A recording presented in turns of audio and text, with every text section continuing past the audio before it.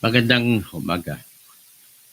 Ating tatalakayin po yung kasinungalingan ni Lacson. Si Lacson, gumagawa naman ng kwento para mabigyan ng the greatest escape si BBM. Ang kanyang target ay tanggalin niya sa akusasyon. Dinidepensa niya sa akusasyon si BBM. Anong akusasyon kay BBM? Marami, pero pinakamatinding ebidensya na laban kay BBM ay yung ebidensya na kung saan ay nagsingit siya ng 10 billion na budget. Kinuha niyang 25% or hatiin mo sa apat yung 100 million, kinuha ni BBM ang 1 million, isang hati. At ang naghatid niyan ay si Saldico. Yan po, yan ang according to Saldico, nananiwala ako doon kasi may hawak pa siyang record at nananakot pa. Nagsasabi pa si Salde na yun pala, sinabi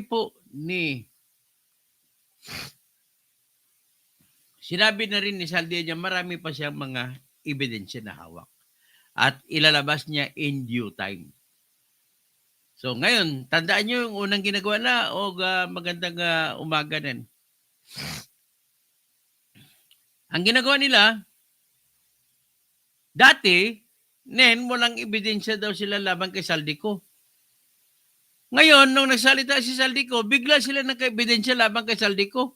Kung saan pa nagsalita si Saldico, nagpalabas ng ebidensya na mga mali-malita, ay saka pa nila sabihin na may kaso kay Saldico. So, ikaw, Ping Lacson, wala ka na pong kredibilidad sa akin. Kasi po bakit? Ako po ay media nung araw. Editor ako sa People's Tonight. Ako yung pinakamaraming na-edit na istorya tungkol sa balita sa Coratong Baliling at tungkol sa balita kay Dacer Corbeto. Although kay Dacer Corbeto, naniwala ko dun sa iyo, ay wala kang kinalaman dun. Pero sa Coratong Baliling, talagang guilty ka roon, Ping Lacson. Kaya halata na po kayong dalawa ni Soto na tumatanggap kayo ng pera kay Tambaluslos at saka kay BBM. Ginamit din nyo pang kampanya ni Tito Soto. Kaya gano'n na lang kayo ka-agresibo. Noong nagsalita si Diskaya noong September 8 na hearing na si Barcoleta pa ang chairman ng Senate Committee on Blue Ribbon, ay kagad-agad niyo inagaw. Gumawa kayo ng paraan. At siyempre, binayaran niyo siguro na kung ano-ano mga yung ibang mga senador na nadismaya kay Marcolita, ay inano niyo. Kinausap ninyo na bumaliktad at nakuha nga ninyo, nag-successful kayo. Kinuha ninyo ang Senate Presidency at saka pinakauna sa lahat ng committee na kinuha ninyo ay yung Committee on Blue Ribbon. Halata po yung diskarte ninyo, Lacson. Gusto niya kasi nagbanggit na si Diskaya ng Saldico at saka Romualdez. So, para ninyo matigil ang assault papunta kay Romualdez, inagaw na ninyo. Nag-successful nga kayo. Pero pagkasunod na hearing ng September 25, kasi 23 walang nangyari. Natuloy ang hearing pero walang kwenta. So, ng 25 ang hearing, nagagalit sa akin si Al Aronsten Lacona. Sige, bala ka. Sige, tataas naman ng algorithm ko habang andyan ka. So, nung nakuha na nila, hindi na nila pina-attend. Ngayon, ang problema nagkaroon ng surprise witness si Marcoleta, itong si Gutesa, na binugbog naman ng mga Marines na kakampi ni Romualdez at saka ni BBM. Kaya bumaliktad na, nakita na ni Mike Defensor ang bagong affidavit ni Gutesa at may video pa na binabawi niya at sinabi niya na binigyan daw siya ng pera ni Defensor at saka ni Marcolita para tumistigo doon. Halata naman po ito. Ang ganda ng spontaneous, tuloy-tuloy ang sagot ni Gutesa. Yung unang testimonya na yun yung totoo. Ngayon, sa ngalan ng doktrina sa Supreme Court, ang pinakaunang testimonya, yun ang pinapaniwalaan ng korte. Kung magkabaga, kung halimbawa magbago ng statement, ang testigo, hindi pinaniwalaan ng korte ang pangalawa. Kasi madali lang bumaliktad. Ang pinaniwalaan ng korte ay yung unang binigay kasi mahirap, hindi mo pa ma-predict. Kini-question siya ng mga senador. Ang dami mga tanong pero lumabas sa lahat, totoo lahat ang sagot niya, lusot siya lahat kasi baka totohanan siya. So, yun po nangyari dyan. Ngayon, si Lacson naman, ang effort niya para maisalba si BBM kasi sobrang damaging, maraming naniniwala at isa na ako sa naniniwala doon na nagsasabi ng totoo si Saldico na talagang humingi ng singit na pundo na 100 billion itong si BBM. O, kinausap si Saldico kasi siyang Appropriations Committee, siya lang ang pwede magsingit. O, pagkatapos, ang singit nun nangyari sa Bicameral Conference Committee. O, so ngayon,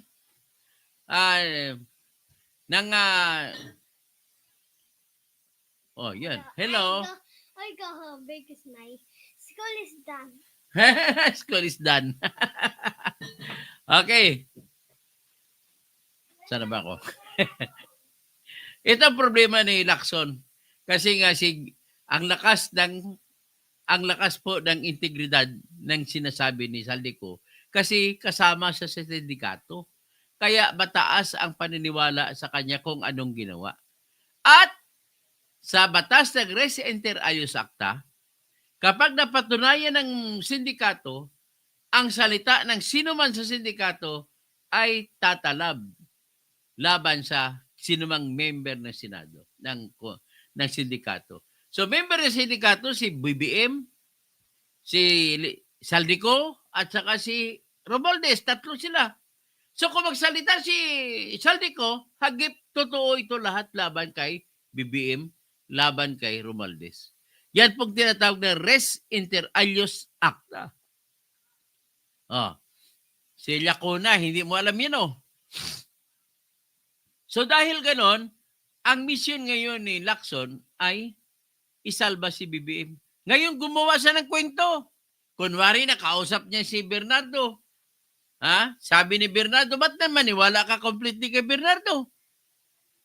Sabi niya, totoo yung 100 million. Ngayon dahil sinabi niyo na totoo ng 100 billion, wala na yung mga depensa ni Attorney Claire Castro na hindi totoo na mayroong 100 billion kasi nag-veto si BBM ng 194 billion.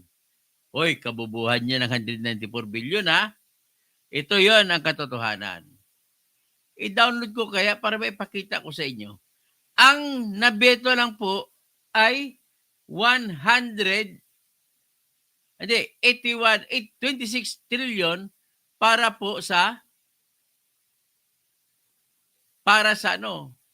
sa DPWH. Ang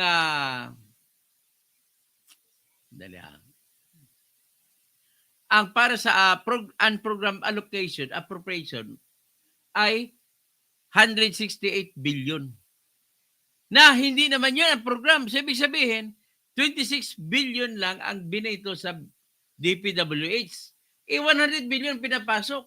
So, ibig sabihin, mali si Attorney Claire Castro sa pagsasabi na ang kanyang basihan para sabihin na hindi totoo yung 100 billion na singit ni Saldico ay dahil sa katotohanan na ang... I had Nutella. Okay, Nutella. okay. Nutella. Had Nutella. Okay. Nutella. Okay. I'm speaking. Okay. Okay, may apo. Okay, you're my boss. Okay. Okay. So gusto palabasin na Atty. Claire Castro na 194, hindi totoo rin 100 billion. Kasi 194 ang tinatawag na na beto. Pero ipakita ko sa inyo ang beto. Ito po yung beto message.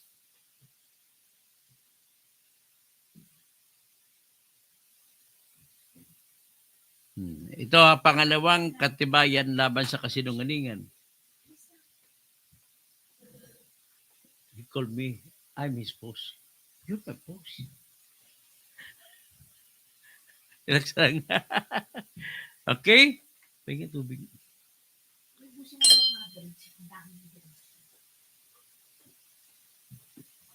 Ito po yung veto message ni Marcos. It's a Stacy.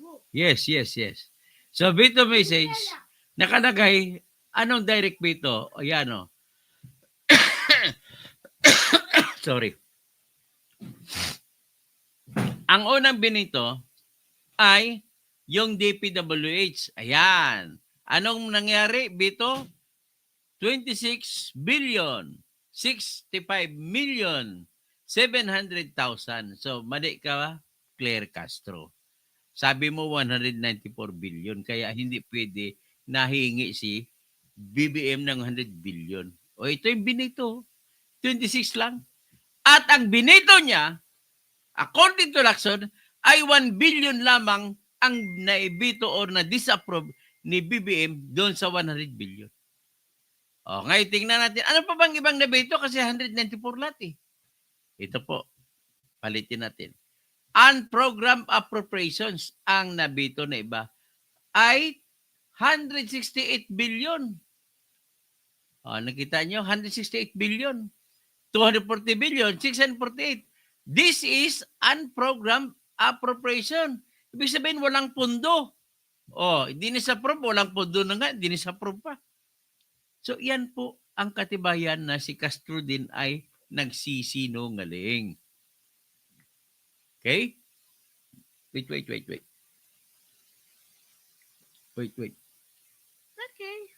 Okay. So, pupunta tayo ngayon kay Lacson. Ano yung play ni Lacson? Nakausap daw niya si Roberto Bernardo na Yusek. At sabi niya, totoo yung sinasabi daw ni Saldico na 100 billion na siningit. Ibig sabihin, proved na. Na-prove na ngayon, inamin nila na talagang nagsingit si BBM ng 100 billion. Okay? Kaya lang, ang kwento ni Lacson ay hindi ang iba raw nagsingit, tauhan ni BBM ang nagsingit. Sino ang tinuturo na tauhan ni BBM na nagsingit ay si Trigrid Olaybar na Yusek sa Department of Education at si Yusek Adrian Bersamin, apo ni Lucas Bersamin. At meron pa daw sila sariling mga ginagamit na armored car. Pag sinabi armored car, naalaala ko yung armored car na niratrat sa Kuratong Baliling. Di ba? Kuratong Baliling din yon. So, ngayon, paano maging posible ngayon sa sitwasyon, paano maging posible na si Trigrid Olaybar at saka si Adrian Bersamin ang naghati-hati sa pera na 25 billion na kukunin sa porsyento ng 100 billion. Do you think, Pastor Odi Rabi, do you think, Elijah Socorro, do you think, great to see you, 0312. Good. Do you think, sa tingin nyo ba, may tapang si Yusek Olaybar na kukunin ang 25 billion at saka si Adrian ko, hatian nila? Na pera yan na pinag-insert. And do you think may kapangyarihan si Traigrib Olaybar at saka si Adrian Bersamin na magsingit ng pondo? I don't think so. Ngayon, kung bakit hindi, isa pang ebidensya ko, nagtanong si Saldico kay Tambaluslos. Sabi niya, boss, totoo ba ito? May pinasingit daw si presidente, 100 billion, at pinabigay sa akin galing kay Adrian Bersamin. At ang tumawag sa akin ito, si Secretary Amina Pangandaman, at ang sabi sa akin, itanong ko raw kay Adrian Bersamin kasi nag-meeting silang tatlo, si Adrian Bersamin, si BBM, at saka si Amina Pangandaman, na maglalagay ng 100 billion. Kinonfirm daw ni Adrian, kaya tuloy-tuloy yun. Tapos kinonfirm naman ni Romualdez. Ibig sabihin, sa ganung sitwasyon, Lacson, ikaw ay nagsisinungaling para sabihin mo na walang alam si BBM sa 100 billion. Pwede ba mangyari 100 billion? Mali po yan, mali. Wala pong maniniwala dyan. Ernesto Marquez, yes, bigger liar si Pinky tulad ni Linis. So, naniwala na kayo sa akin na talagang kasinungalingan na ginagawa ni Ping Lacson? Pagkatapos, sabihin pa niya, ang pera, ang kumuha, itong si Traigrib Olaybar at saka si Adrian Bersamin. Pwede ba mangyari yun? Hindi siya kakatayin sila ni Bongbong. At saka, hindi ako naniniwala na papayagan niya ng lolo niya na si Lucas Bersamin. Ang laking pangalan ni Lucas Bersamin bilang dating Chief Justice. Hindi niya sisirain yan, naniniwala ako. Atong in-expose ko nung araw na flood control project sa Pangasinan, sa Santo Tomas, San Jacinto, Pangasinan, na 190 million ay si Adrian Bersamin ang nagpagawa doon at hindi tinayo. So yan na po ang aking masabi, the greatest liar of the century, no other than Lacson, maliban sa pagsisinungaling niya sa Kuratong Baleleng. Okay? Hanggang dyan lang muna tayo. Si Red Falcon. Nagalit ba kayo? Asburn, cute naman yung bata. Oy, wish, you're cute, cute. Asburn. Gili Ramirez, pinagtatakpan talaga ni Lacson si BBM. Labart Miriam, oy, kapatid na Abs. Attorney Toto Kausing, basta adik, sa katinuan. Pa-drug test na yan. Speaking of drug test, may sa sunod, may titirahin ako. Sino pa? Si Andrea Guico watching from Canada. Rodi Rabi, si great to see you. Scapegoat lang ang mga yan. Sino pa? Si Eladio Socorro, Tamsak. Gregorio Babaran, grabe na talaga ang pagkalugmok ng Pilipinas sa kamay ng Duterte at Marcos. Worst pa dyan ang pagtatraidor ni Digong para sa China. Hindi po yan, Greg. Mas matindi sa panahon panahon ni Marcos Sr. Inubos nga kaya nag-people power Sinundan niyan kay Erap na pagnanakaw. Sinundan din niyan kay Ramos na pinagbebenta ang lahat ng basihan. Mga Philippine bases. Sinundan niya ni Gloria na inubos lahat. Ang medyo matino lang, si Noynoy. Pero dami rin magnanakaw. Roblox Sierras. Sir Toto, magkano kayo nakuha ni Lacson, malaki pong nakuha nila dyan. Bernard Magtibay, ICI at Blue Ribbon Committee, hawak na po ng mga BBM supporters. Erwin Sala, dapat ipatawag niya ang mga tao na mention niya sa Blue Ribbon Committee. Wala yan. Do not expect Ping Lacson will do that. Kasi may amo siya. Kasi unang-una, alam mo ba kung bakit dumidikit siya dyan? Kasi may pangarap siya na maging presidente. Alam niya na walang manok si BBM. Kaya may pangarap siya na siya ang ipapatakbong presidente. Si Nakata Mina, Mamo, Ohio, attorney, tama, wala nang may amor kay Ping, kuratong talaga. Betty Custodio, 16 New, hello po. Al Oresella ko na, fuck you. Ay, pangit masalita naman yan. Palitan mo ng ibang salita na desente kung galit ka sa akin. Huwag naman yung ganun. Pwede mo kong tawagin kalbo, pwede mo kong tawagin pangit. Nasa yun na yan po. Al Oresella ko na. Makaka-addict din ba yan? Pero, ang ano ko lang alam mo, isa sa kaklase ko na parang mga lahat ng classmate ko kasi sa College of Law, puro mga babae. Ako lang isa lalaki.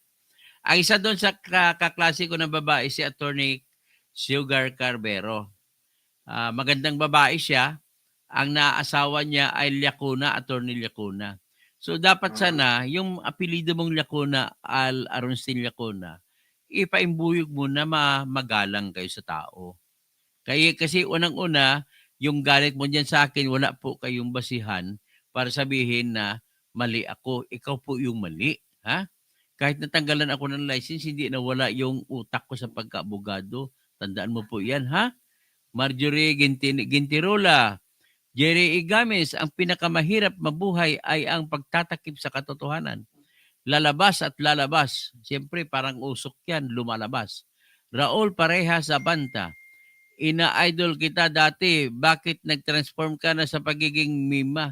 Anong mima sinasabi mo? Kahit sinasabi ko may ebidensya ako, Raul. Pero kung ayaw mo sa akin, walang problema. Umalis ka. Walang problema po. Kasi ang gusto mo mga vlogger na sinungaling na mga marites, yan ang gusto mo, wala ako masabi. Okay? Heart, kadatuan, wala ng Pilipino, God save. God save Philippines. Bernard Magtibay, Jenny Morning, Dr. Atty. Toto, always watching from Saudi. Salamat. Nenen Kausing, my beloved sister. So, yan Sino pang iba? Yung may bago, si Bernard Magtibay. Ayoko na, Asborn, hindi na kita basahin kasi tinitira mo ako Okay lang, Asborn, hindi ko na basahin kasi tinitira mo ako. Hayaan ko na lang na magbasa sa iyo yung mga kapwa mo nagko-comment dito. Diyos mukha pa lang, di ko ibuboto yan. Kailan tumanda sa sila nangangarap maging presidente. Tingnan mo, boto. Jurem, good morning, Kabsat, Doc Engineer Toto. Kabsat ko. Ano na ba ngayon? Naimbag bigat, mga Kabsat ko. Kada kayo amin. Okay. Good morning, sabi ni Kabsat Jurem. Mary Marjorie Ranco. Hi, Doc Toto. Always watching you. Diyos Engineer Toto, salute sa iyo. Ang galing mo. Level ni Topacio at Cuevas. GMZ. Hindi naman po ako naniniwala sa sinabi niya na walang alam si Pres. Of course, sino maniwala dyan? Rosa de los Reyes. Siguradong Baliling ang pinaka-protector ng sindikato sa Pilipinas. Rosalie Apura, Gregorio Babaran, mas pipiliin ko si Gibo kaysa kay Senator Lacson. Ang China ang dapat ang maging sunod na presidente. Ganyan naman. Okay. Okay, hanggang dyan na lang tayo. Maraming salamat po.